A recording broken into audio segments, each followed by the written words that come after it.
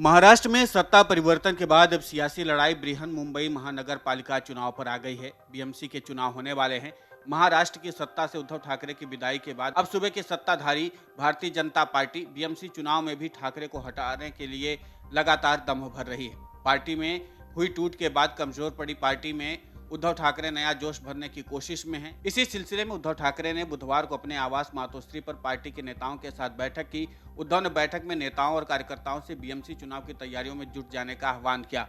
उद्धव ने कहा कि सभी नेता बीएमसी चुनाव की तैयारियों में लग जाएं। उन्होंने कहा कि मौजूदा सरकार बीएमसी के वार्ड को पुनर्गठन करेगी, उन्हें ऐसा करने दो। उद्धव ठाकरे ने नेताओं और कार्यकर्ताओं से उत्साह भरते हुए कहा कि आप जीतने के लिए मैदान में उतरो। उन्होंने ये भी कहा कि बीएमसी की सत्ता हमारे पास थी, हमारे पास है और हमारे पास ही रहेगी। उद्धव ने नेताओं और कार्यकर्ताओं से कहा, आप सिर्फ अपने लक्ष्य पर ध्यान दो। गौरतलब है कि उद्धव ठाकरे की पार्टी दो फाड़ हो गई थी। एकनाथ शिंदे ने विधायकों के साथ पार्टी से बगावत कर बीजेपी के साथ मिलकर सरकार बना ली थी।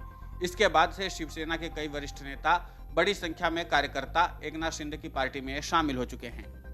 अब इसी राजनीतिक हालात में बीएमसी के चुनाव होने हैं। बीएमसी चुनाव अक्टूबर-नवंबर तक ही होने के आसार थे, लेकिन ऐसा हुआ नहीं। अभी अनुमान जताए जा रहे हैं कि बीएमसी चुनाव 2023 की शुरुआत में हो सकते हैं।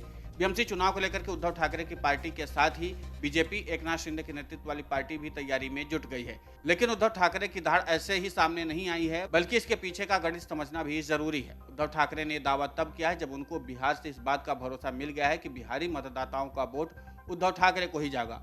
और इसके बाद तेजस्वी यादव खुद बीएमसी चुनाव का प्रचार करने के लिए मुंबई आएंगे, तब उद्धव ठाकरे ने ये दावा किया है।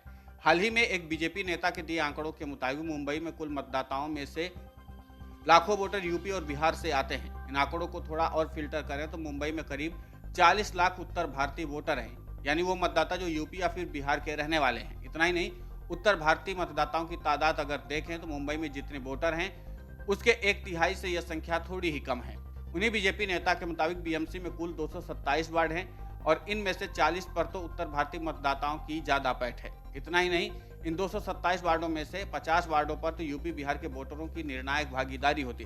ठाकरे परिवार को अच्छी तरह से पता है कि नीतीश कुमार तेजस्वी यादव से हाथ मिलाकर देश में मोदी विरोधी और विपक्षी एकता की मुहिम पर निकले हुए हैं।